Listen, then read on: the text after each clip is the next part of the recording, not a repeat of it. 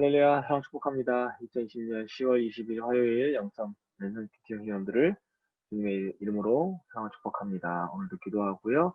함께 시편 말씀 묵상하겠습니다. 사랑과 많으신 하나님, 살다 보면 참 힘들고 어려울 때 있습니다. 지금이 가장 그런 시기가 아닌가 생각하게 됩니다. 코로나 누구도 예측하지 못했고 또 이렇게 길 거라고 생각하지 못했던 이 긴 어려운 시간들을 주님께서 인도하심으로 잘 이겨낼 수 있는 저희들 모두가 될 수 있도록 인도하여 주시옵소서. 홀로 걸어가는 것이 아니라 주님과 함께 걸어가며 주님이 인도하시는 대로 가면 또한 복의 능력을 경험하는 저희들 모두가 될 수 있도록 축복하여 주시옵소서. 오늘도 주님과 함께 하길 소망하며 그래서 승리하는 저희들 모두가 되기를 소망하며 거룩하신 예수님의 이름으로 간절히 기도합니다. 아멘. 잘 지냈죠? 주말도 잘 지내고 또 월요일도 잘 지낸 줄 믿습니다. 예배가 시작됐습니다. 1단계로 하향 조정돼서 저희 성전 예배 드릴 수 있습니다. 안전하게 또 거룩하게 드릴 테니까 우리 영상을 보고 있는 청년들 성전에 와서 예배 드렸으면 좋겠고요. 7개월 동안 한 번도 오지 않았던 청년들 혹시 7개월 동안 온라인 예배 적응하고 있지 않은지 성전 예배 드리는 것이 조금 또 어색하지 않은지 한번 돌아봤으면 좋겠습니다. 그래서 그 어색함, 그리고 그 익숙함으로부터의 결과를 선언하고 돌아오는 주일부터는 함께 와서 예배 드렸으면 좋겠습니다. 오늘은 10편 30편 1절부터 12절까지 말씀인데 이 내용을 보면 이 다윗이 공경에 빠진 적이 있습니다. 깊은 수렁에 빠진 것 같아요. 죽음의 잠에 빠져드는 것 같았습니다. 그때 다윗의 선택은 하나님께 울부짖으며 호소하게 됩니다. 그리고 하나님이 그 기도를 들으시고 다윗을 구원하시죠. 그 내용이 1절부터 3절까지 나옵니다. 1절에 보면 다윗은 하나님을 높일 것이다 라고 이야기해요. 이 말은 낮은 하나님을 자신이 높여준다는 것이 아닙니다. 이미 높으신 하나님을 드러내고 있는 거죠. 쉽게 이야기하면 우리말로 이야기하면 하나님을 찬송할 것이다. 하나님께 영광 돌릴 것이다 라고 하는 말이죠.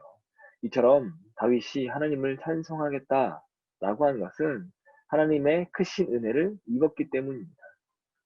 지금 내용을 보면 다윗이 아마 죽음의 위기를 느낄 만큼 큰 중한 병에 걸려 있었던 것 같아요.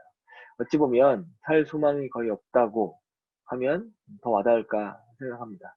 다윗이 얼마나 살 가망이 없었는지 다윗이 자신의 음부와 무덤에 문턱에 있었던 것으로 말하고 있습니다. 이 상황에서 누가 기뻐할 수 있을까요? 바로 다윗의 대적자들이 기뻐할 수 있겠죠. 다윗이 죽기만 하면 자기들의 세상을 만들 수 있으니 이 죽을 병 걸린 다윗을 보는 게 그들에게 큰 기쁨이었겠죠.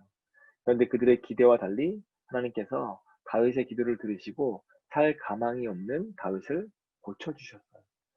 하나님은 다윗을 중한병에서 고치셔서 대적들로 하여금 기뻐하지 못하게 하셨죠. 다윗에게 새 생명이 주어지게 된 거죠. 이런 비슷한 상황이 성경에 나오는데 누구냐면 히스기야 왕이 있습니다. 히스기야 왕은 왕이 오른 지 15년 되던 해에 병에 걸리게 돼요.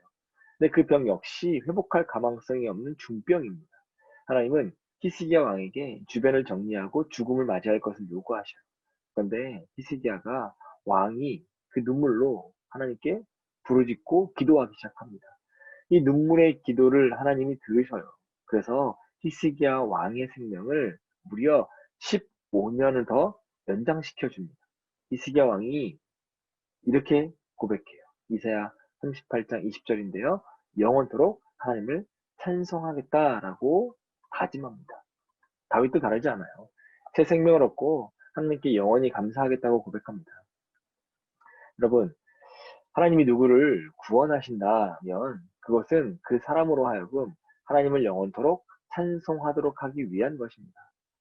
그렇다면 하나님의 은혜로 영원한 멸망으로부터 구원을 받은 우리가 어떻게 해야 할까요? 마땅히 하나님을 영원토록 찬송해야 하지 않겠습니까? 하나님이 우리를 구원하신 목적은 단 한 가지입니다. 우리로 하여금 하나님의 이름을 찬양하기 위함이죠.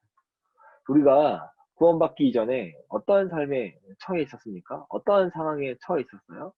에베소서 2장 3절 보시면 우리들은 본질상 진노의 자녀들이라고 성경이 말씀하고 있습니다. 다 영원한 멸망에 들어갈 수밖에 없는 사람이라고 하는 거지. 우리에게 구원의 희망이란 전혀 없습니다. 그러한 우리를 하나님께서 긍휼히 여겨 주셔서 하나님밖에 없는 독생자 예수 그리스도를 우리 가운데 보내셔서 대신 우리를 위해서 죽게 하심으로 우리의 그 불치병, 스스로 고칠 수 없는 죄의 문제를 해결하셔 주심으로 우리를 이 멸망의 문턱에서 구원하여 주셨다라고 하는 거죠. 이 말 자체가 은혜가 되지 않나요? 감격으로 다가오지 않나요? 그래서 하나님을 찬양하지 않을 수 없지 않나요? 그렇다면 여러분 이거 극히 정상적인 모습이에요. 이 모습은요, 구원받은 사람의 정상적인 모습이라고 하는 거죠. 또한 그것이 하나님이 구원의 소망을 가질 수 없던 우리를 구원해서 새 생명을 주신 목적이기도 합니다. 그러므로 우리는 뭐 해야 돼요? 마음과 정성을 다해서 하나님을 높이고 하나님을 찬양해야 돼요.